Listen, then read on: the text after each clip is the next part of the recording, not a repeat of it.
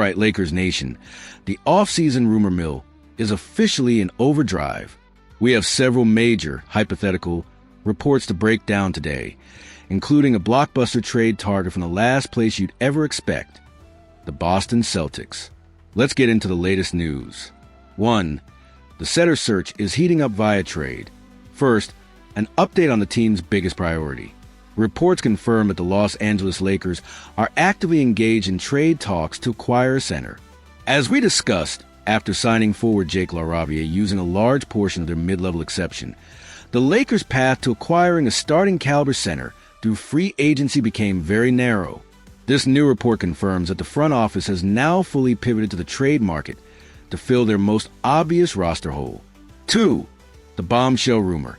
A Celtics All-Star in purple and gold? Now for the headline grabber. A new report suggests the Lakers have a specific target in mind, and he plays for their arch-rival, the Boston Celtics. The report described the target as a veteran all-star center who, while not fitting the team's ideal age range, would bring immense experience and basketball knowledge to the locker room. While the player isn't named, the description points directly to one man, Al Horford. Let's process this. A Lakers-Celtics trade of this magnitude would be one of the most shocking moves in recent NBA history. The fit. Horford is one of the smartest players in the NBA. His high-post passing, defensive IQ, and ability to stretch the floor would theoretically be a fantastic fit alongside LeBron James and Luka Doncic. He would be an incredible mentor for the younger players. The obstacles. He's 39 years old and on a sizable contract, making the trade mechanics difficult. And, of course, there's the immense hurdle of the historic rivalry. Would the Celtics ever trade a beloved veteran leader to the Lakers? Would the Lakers be willing to pay the price? This is a wild rumor, but it shows the Lakers are thinking about high IQ, win-now players to support their stars. 3. Free agency rumor. A former Warrior and Grizzly linked to L.A. Finally, there's a new name on the free agency front. A report has linked the Lakers to a former Golden State Warriors and Memphis Grizzlies guard forward. The player in question is veteran wing Andre Iguodala. Iguodala, a multi-time champion with the Warriors, is renowned for his defensive intelligence, veteran leadership, and experience in a championship environment. While his best days are behind him, he could be a target for a veteran's minimum contract to fill out the end of the bench and serve as another high IQ voice in the locker room, similar to the role Jared Dudley played for the 2020 championship team. Question for the fans. Let's start with a big one. Could you ever accept Al Horford in a Lakers jersey if it meant a better shot at title? What would be a realistic trade package? Is Andre Iguodala a smart signing for the veteran's minimum to add championship DNA to the locker room? Which of these rumors are you most excited about? Let us know your thoughts on this wild day of Lakers rumors in the comments. Lakers trade proposal swaps LeBron James for starting center and 3- and D-star, with the Los Angeles Lakers still without a center and LeBron James making a veiled threat to seek a trade if they aren't championship contenders. What if the 41-year-old star is a path for them to land both? The Ringer's Zach Lowe proposed a trade that would provide the Lakers with a starting center and an elite defensive wing much younger than James.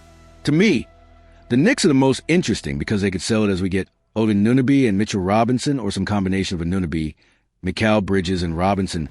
Lowe said on his The Zach Lowe Show podcast on Tuesday, July 1st, they could sell it as, well, we got LeBron James, and we're kind of sneakily clearing our books for 2 or 3 years, assuming it's a short-term deal with LeBron. If the Lakers can flip James, whose salary is expiring, for a Nunaby or Bridges and Robinson, that will be considered a massive win for Rob Pelinka. Nunaby, Bridges, and Robinson are all elite defenders who can cover for the defensive limitations of Luka Doncic and Austin Reeves.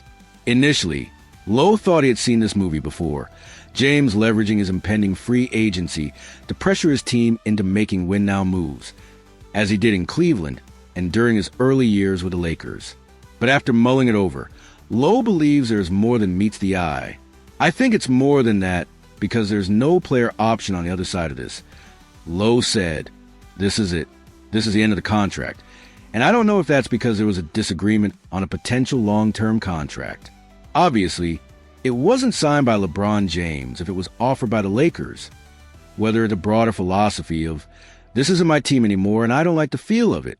But this has started to feel to me and people around the league less like the classic LeBron leverage play with a wider view window of, well, I'll decide in the summer, and morphing into something like he wants to play for a different team, like now.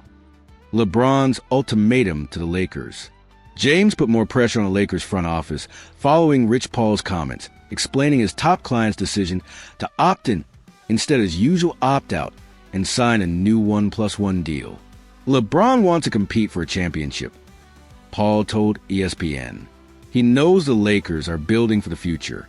He understands that, but he values a realistic chance to win. We are very grateful for the partnership we've had for 8 years with Jeannie, Buss, and Rob Pelinka, and consider the Lakers a crucial part of his career.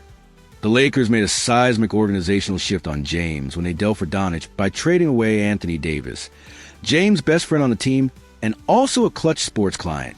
With Doncic's arrival, the Lakers quickly catered to his demands, leading to the rescinded Mark Williams trade, which was noted by James' camp.